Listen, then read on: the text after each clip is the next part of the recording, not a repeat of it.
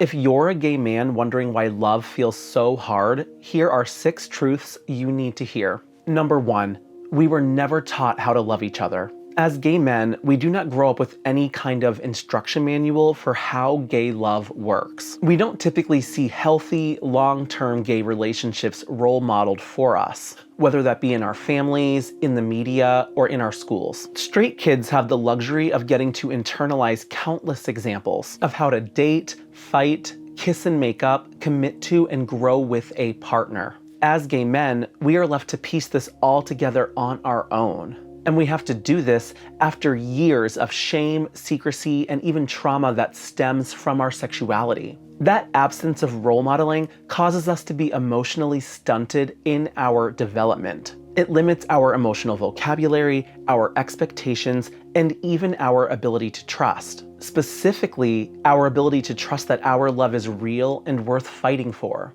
Number 2, the closet leaves emotional residue. Even if you are 100% out of the closet now, the psychological impact of being closeted doesn't just disappear. I would argue that all gay men carry some level of internalized homophobia, fear of vulnerability, or discomfort with being truly seen, especially by another man. This can show up in our relationships as emotional distance, conflict avoidance, jealousy, hyper-independence, or even just needing constant validation. When 2 humans who have that kind of emotional baggage try and love each other, it can get messy real fast. You are not broken, but you might be bleeding onto someone who did not cut you. Number 3, the gay community often confuses sex with connection. Throughout history, so much of our identity as gay men has been expressed in secret or in rebellion. So it's no wonder that as gay men, we struggle to separate intimacy from sexuality.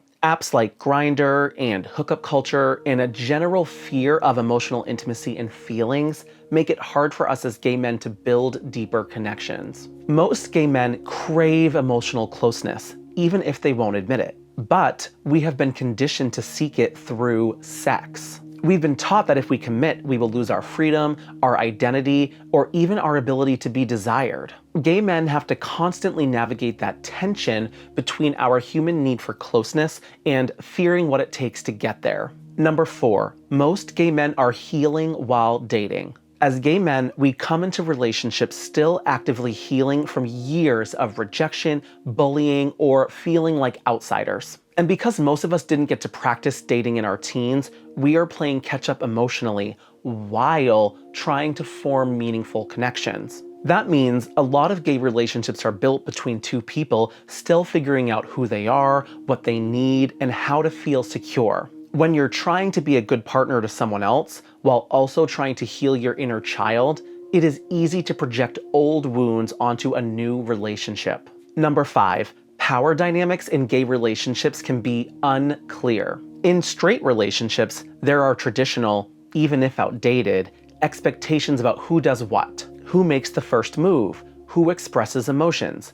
who is the leader, who is the nurturing one. In gay relationships, we don't have the pre-written script for us to rely on. Now, while in some ways that's liberating, it also creates tension. Who is supposed to initiate affection? Who is supposed to be the quote-unquote strong one when the going gets tough? How do you define what masculinity is supposed to look like when it's between 2 men? If we haven't made a conscious effort to work through these questions, as gay men, we can fall into weird competition, emotional avoidance, or playing these roles we don't even realize we are performing. Number 6, gay men fear settling, but we also fear being alone. As gay men, we tend to internalize the idea that we have to be chosen in order to feel worthy. So we chase validation, attention, and perfection. But then when someone does choose us, we start to wonder if we can actually do better. This results in a very painful paradox where we are terrified of settling,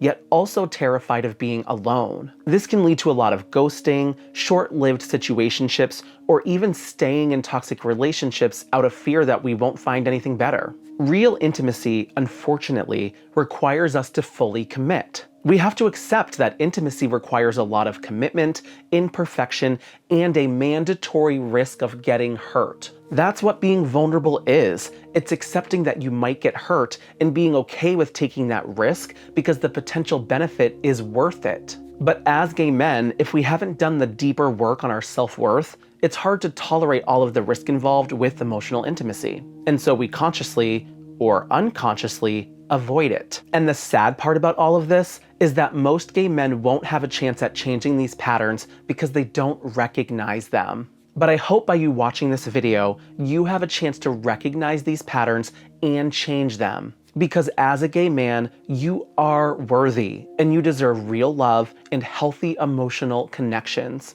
If you liked today's video, then please make sure you subscribe to the channel. So many of you have joined the community in the last couple of weeks, and reading all of your comments and your support has really motivated me to keep filming videos. I want to make a space where gay men can feel safe, but also learn about how we can heal and be the best version of ourselves. Take care, guys, and I'll see you in the next one.